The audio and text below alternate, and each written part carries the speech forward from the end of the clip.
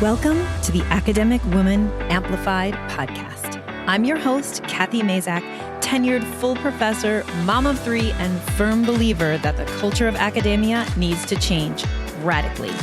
Women are revolutionizing academia within institutions that were not built for us. If you're ready to reject the culture of overwork, kick guilt and overwhelm to the curb, and amplify your voice to make a real impact on your field without breaking down or burning out, you're in the right place. And it all starts with writing. Let's go. Hello there, listeners. Today, I want to have a talk about ambition and about wanting more.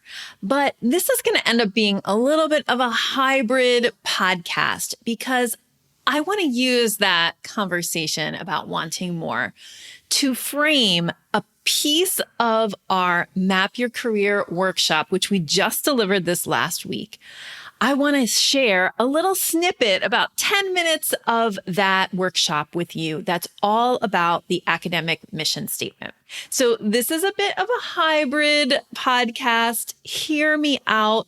I think you'll really enjoy hearing that piece of the Map Your Career workshop and really hearing me articulate for maybe the first time why the heck we write an academic mission statement.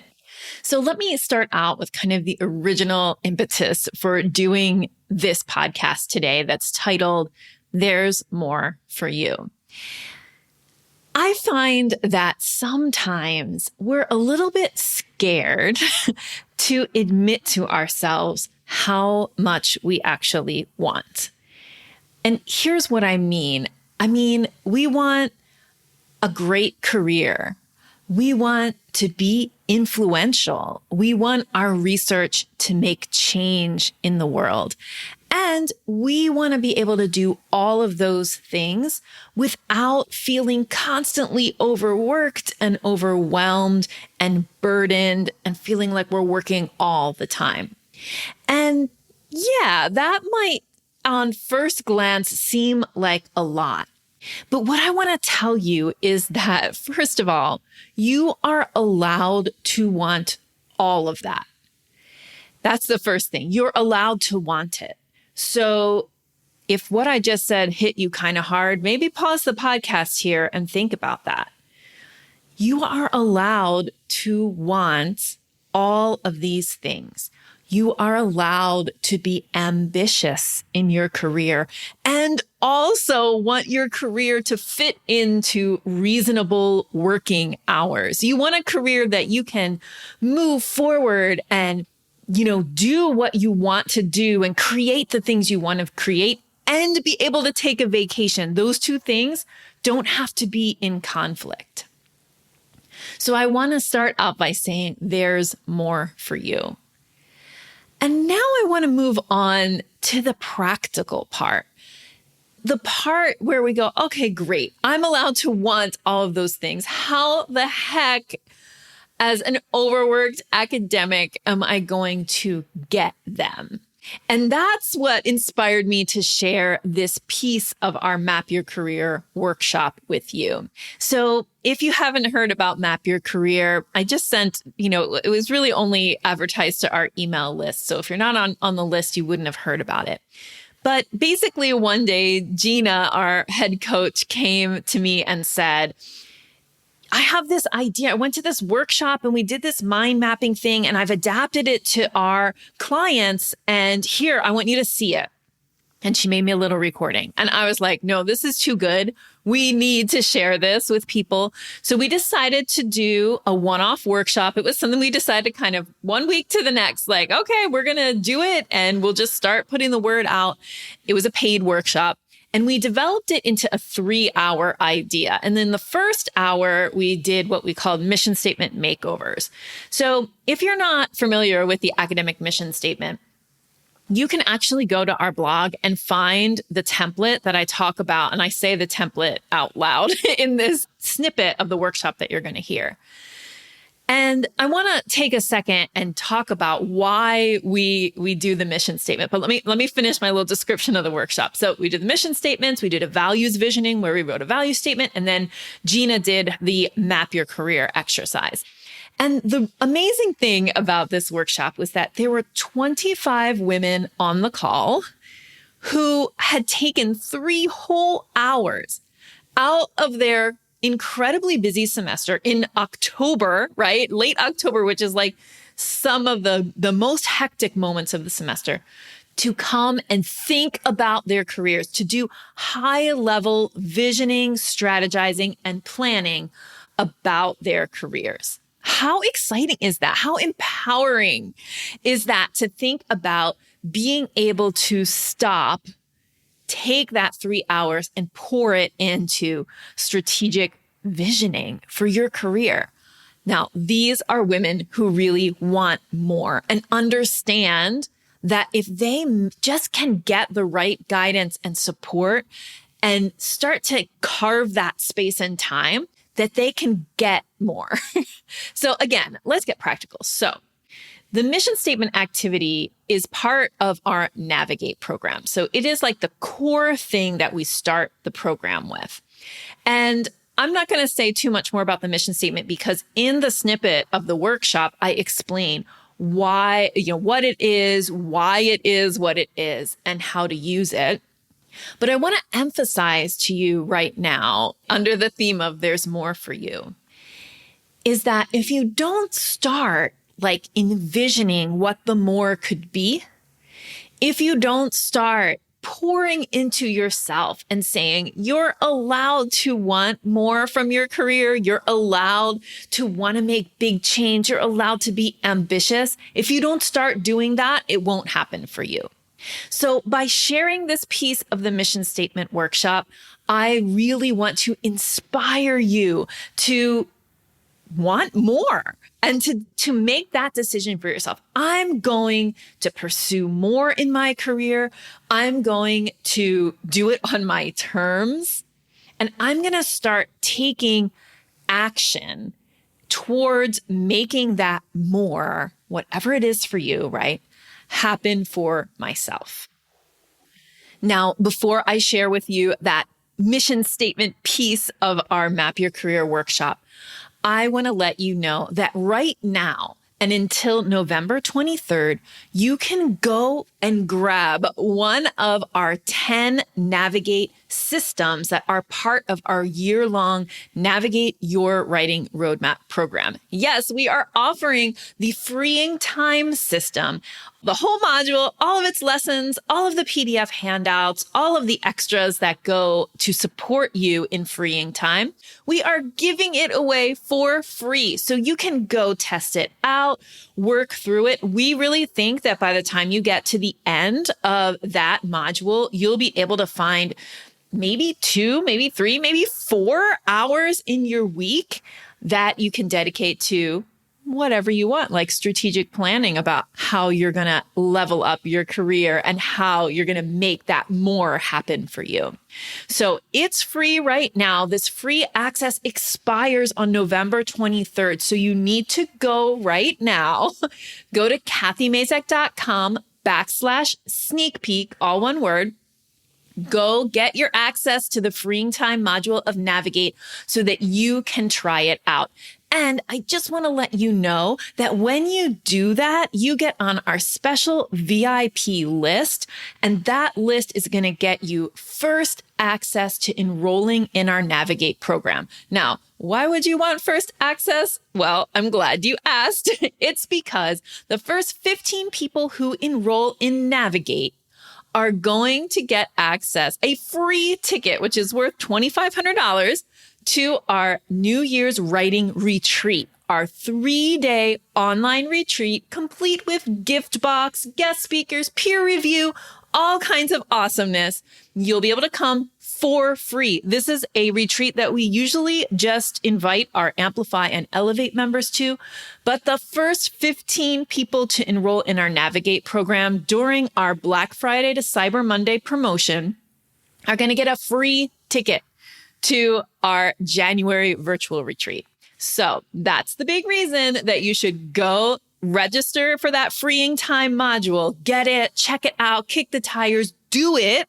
Your access expires on November 23rd. And by grabbing that free sneak peek, you'll get on our VIP list for Navigate enrollment. Doesn't mean you have to enroll in Navigate, but if you did, you would get free access, a free ticket to our January virtual retreat.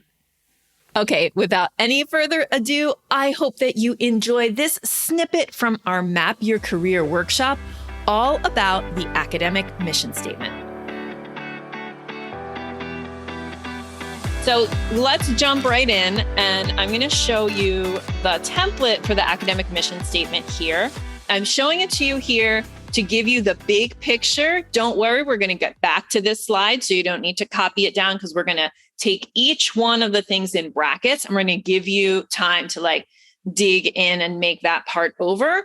So I'm just going to read it to you as a template, and then I'm going to explain to you kind of what it is, how it is, what we use it for. And then we're going to get into writing, the individual parts, or making over the individual parts, depending on, how much you've done previously. So I'm not going to say we, I'm going to say I, because this was like a first coaching activity that I ever created in this business 5 years ago, when I had a tiny program called the Virtual Writers Retreat, and we all wrote academic mission statements as part of that program. And so it goes like this. I use, and then you fill in the blank with methodologies or theoretical frames, to study, and then you fill in the blank with population, phenomenon, context, in order to, and then the most important part, which is the change you want to see in the world.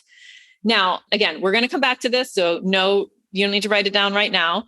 The reason or the results or the outcomes that we hope that writing a mission statement and using it provides to you are three things. So the first thing that we want the mission statement to do is to kind of bring you to an aha moment. And let me explain what I mean by that. So it's an aha moment about what things are part of your research trajectory, and how the activities of your career, the things you're doing in your everyday career life, are supporting or not supporting your research trajectory. Now, a lot of people are like, but I don't just do research. I teach and I do service. And yes, you do. And we're going to absolutely dig in and deal with that, adapt our mission statements to make sure that they incorporate those things today.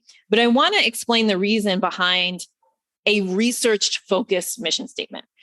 And that's because the link between you publishing and you getting promoted, or getting the job you want, or keeping the job you want, right, is very, very strong. So even at teaching intensive universities, and especially at aspirational universities, and I'll explain what that is in 1 second, it's really important to understand how what you do relates to your research trajectory, because that is how you're going to get promoted. And you're going to get promoted through publications and the other things you do, right?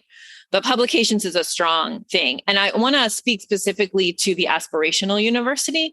And what this means is a university that is trying to go up in this kind of level of, you have research 1 universities that research is a super high priority. You have research 2 universities, you have research 3 universities, you have small liberal arts colleges, right? Whatever category your university might fall into, many universities are trying to go to a different category.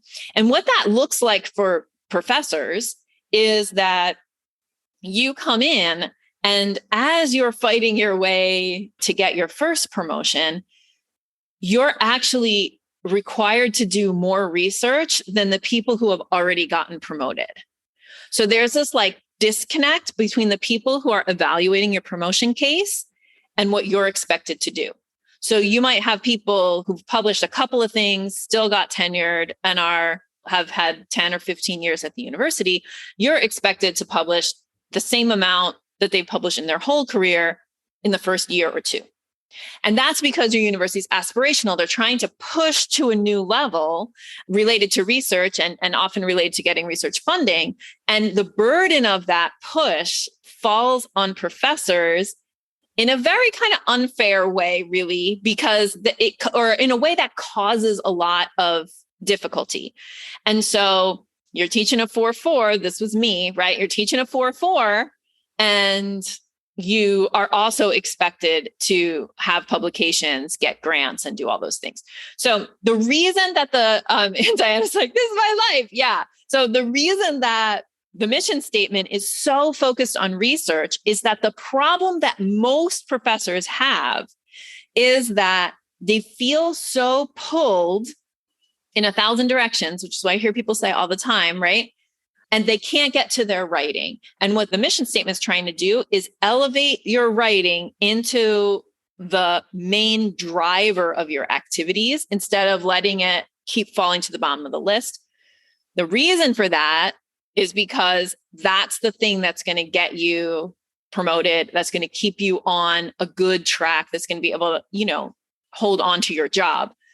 Secondarily, many people who are at small liberal arts colleges and teaching institutions also have things to say and they need to get their voices out in the world in research. So just because you teach a 4-4 doesn't mean you signed up to just teach for your whole life. You've got stuff you want to do, so this also helps somebody in that situation, even if they're not feeling a ton of pressure from their university to publish, to keep research and writing in the forefront of what they're doing and letting it be the driver.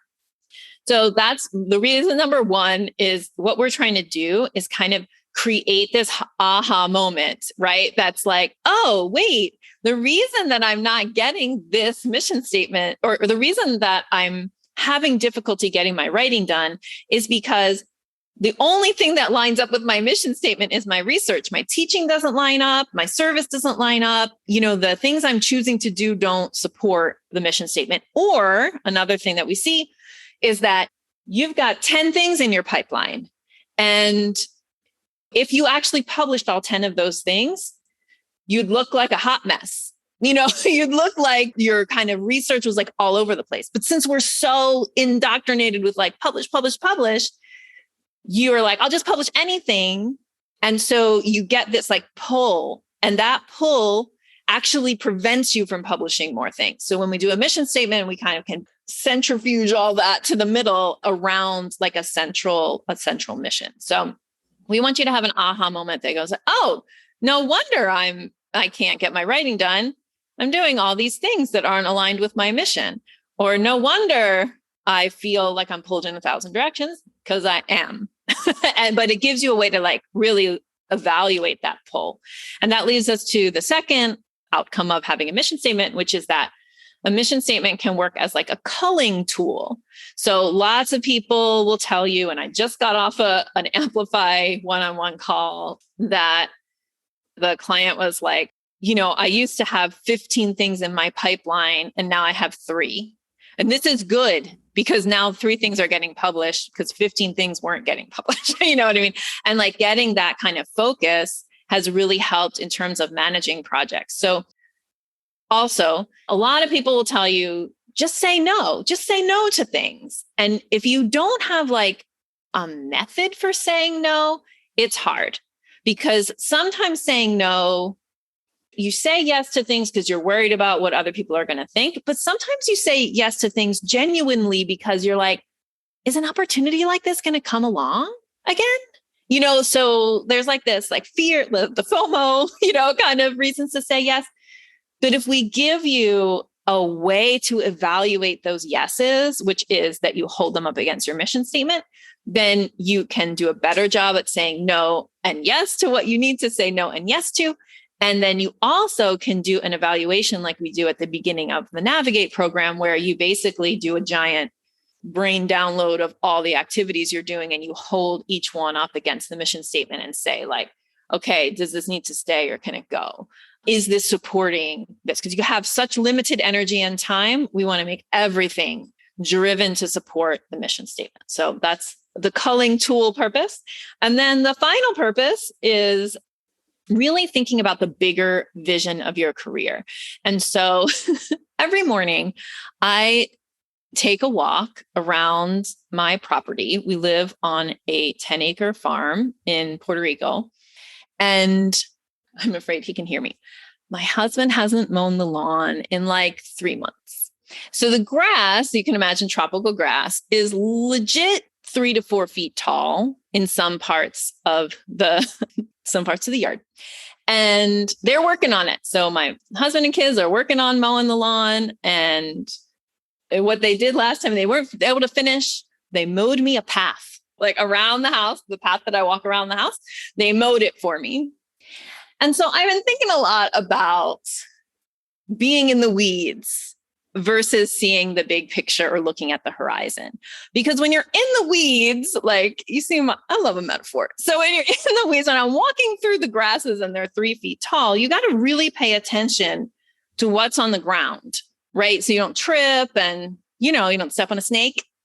But when you can get out of the weeds and lift your head to see the horizon, which where I live is the Caribbean and the mountains that kind of flow down into it, it's such a relief.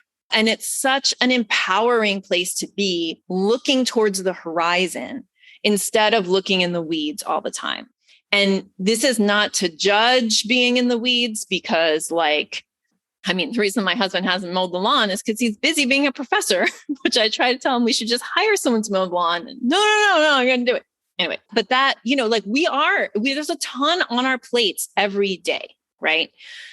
So taking the time to really look up what's out there in the future, it's calming, I think, to be able to do that. And part of what we're doing today for 3 hours is doing that head lift up into the horizon, looking out, getting meta, seeing big picture, because that's what's going to inspire you to keep going when the weeds are tripping you, right? When you're like, oh, I gotta make my path down here, with my to-do list and my, deadlines and all that stuff. Today for 3 hours, we're going to look to the horizon and really think about what we want for ourselves, because envisioning it is the first step towards getting it. I'm so honored that you spent your valuable time listening to this episode. Thank you. Before I go, I want to ask you, do you have an almost done article languishing in a virtual drawer? How about a new writing project that you just haven't been able to make the time to start yet? How about a piece of writing in the messy middle that you need to revive? Well, I've got the solution for you. Writing Sprint Blueprint. The Writing Sprint Blueprint is a powerful productivity tool for overwhelmed academics who want to get stalled out publications out of their pipelines and into the world. And it's only $27. And when you grab Writing Sprint Blueprint, you'll get my private motivational podcast feed called Stick to the Plan. It's 10 mini episodes of around a minute each that you can listen to right from your favorite podcast app to motivate you during your writing sprint. So what are you waiting for? Follow the link in the show notes to get Writing Sprint Blueprint today. I'll see you inside.